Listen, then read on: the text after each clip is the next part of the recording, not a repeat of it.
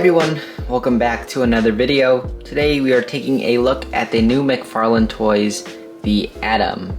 Now this is a different line of toys. It is McFarlane Toys Digital and they are partnering up with DC Direct. So first of all, let's take a look at the packaging. Here's the front. We have the nice figure of Atom with his accessories. Here's the side, there's not much. Here is the other side. It says the Atom and the source is from the Silver Age. On the back we have a nice picture of Atom shrunken down. Finally, on the bottom we have the barcode for any of those looking for the Atom in person. Now I pre-ordered this bundle from the McFarlane Toy Store and I got the whole wave about 50% off for carrying the digital card of, I believe, Aquaman. So if you get these digital figures, I would recommend redeeming those digital cards for the digital figure, and you might be able to get a discount later on in the future. With that being said, let's open up Atom. I am super excited.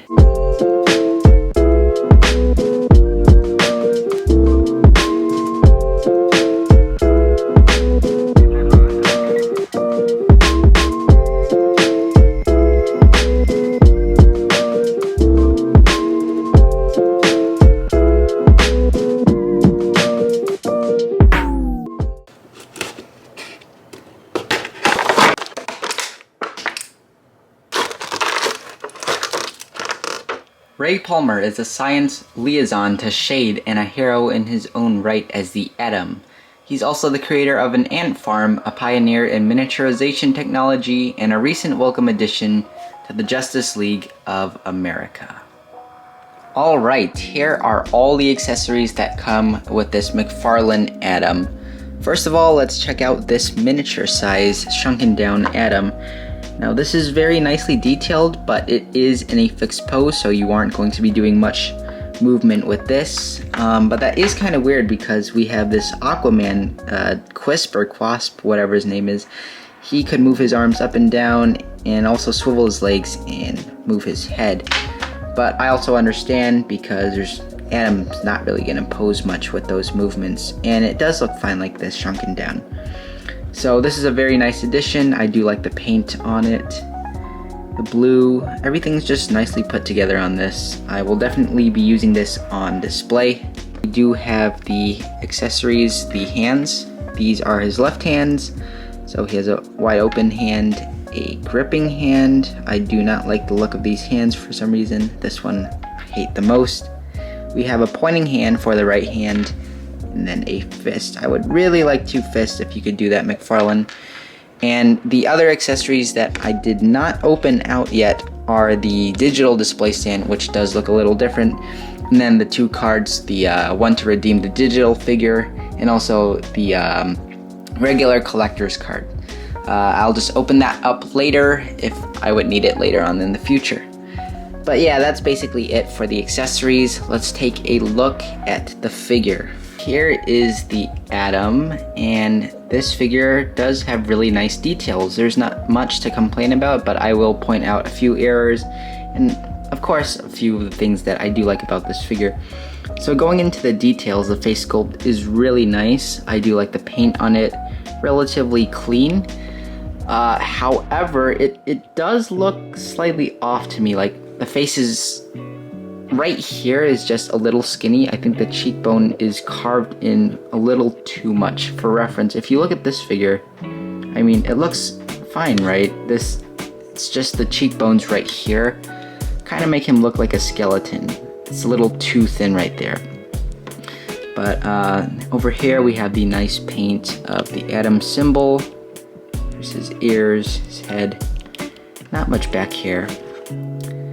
Going down here, we have the belt painted on like that. Now, I don't really like how this looks because there's extra plastic or extra diaper hanging out here. It does make the belt look a little weird. If they could have trimmed this down a little bit, it would have helped a lot more. Even the minifigure looks a lot better. On the back, very nice. There's the arms. And then coming down to the lower legs, there is just not much to look at. It's all painted really nicely, and I don't really have anything to say about that. Overall, it's a very simple paint, and I think they did do a pretty good job on this. Only thing is the belt and the head are slightly off for me. That being said, let's move on to the articulation. Now, the Atom has standard articulation for a McFarlane figure, and this again is on the Booster Gold and Blue Beetle mold. It is getting a little old. I'm kind of tired of it because of the ratcheted joints and the very skinny wrist cuffs right here, and the weird abs sticking out right here. But let's go over it really quick. I think you guys have seen this before. Anyways, he can look up this far and down this far, and go side to side all the way around. He has these shoulder joints, shoulder cuffs that act as a butterfly joint. They go back and forth, up and down. He can lift his arms about this far, which is pretty good. His bicep swivel, and he can bend. He has double jointed arms, which bend that far, about that far down. And he has his wrist cuffs, which can swivel and hinge in any direction. For the diaphragm joint, goes back that far, which is pretty good. About this far forward, which is not so great. He can go side to side, and he has a pretty good range of motion over there. For his legs, he kicks up about that far, and for the side, he kicks about. For the back, he kicks about that far, which is pretty good.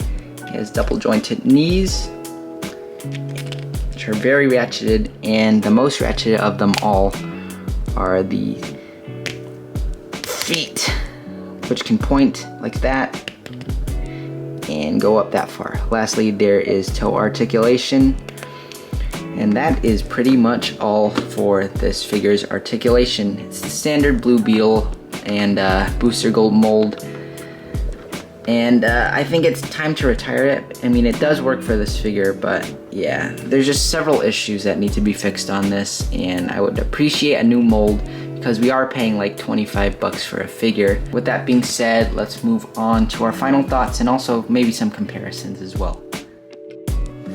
Overall, this figure is pretty decent. I do like how it resembles the Atom from the comic book. It's taken straight out of there.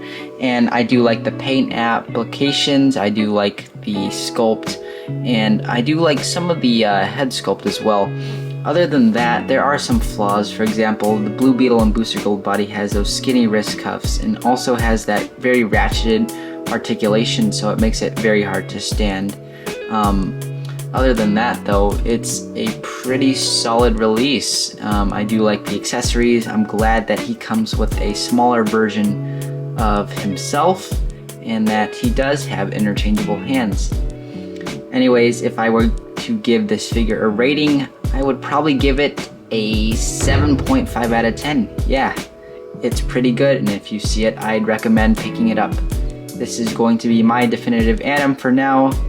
Until then, I will catch you guys later. Please like, share, subscribe. It really helps the channel out a lot. And I will see you on the next video.